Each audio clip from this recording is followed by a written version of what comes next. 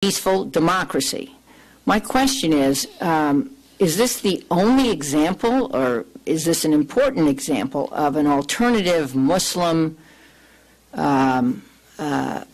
idea?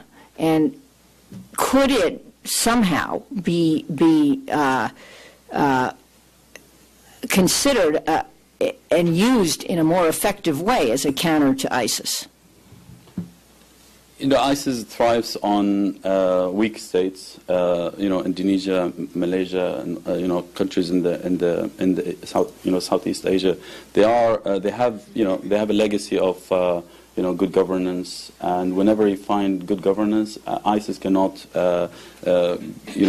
gain ground, because ISIS is about it's a political project, and that's essential as much as it's a religious project. But the two come together. So you have a political background, which is basically you're alienated, you're estranged by local politics and by your government politics. But also you have to have a religious background that believes in a very narrow worldview about who is a Muslim, or what a Muslim should be, or how a Muslim should be.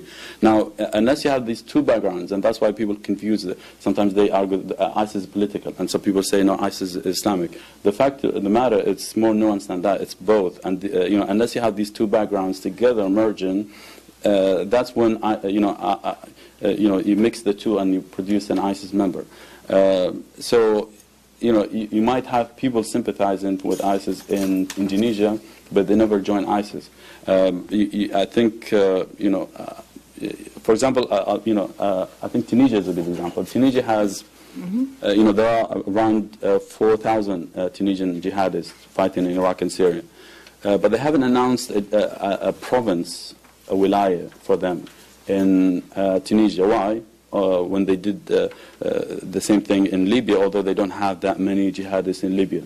The reason is because Libya is, there's no state there, it's collapsed. In Tunisia, the population is more condensed, but also the state is still present, is still visible, and it still offers hope for people. So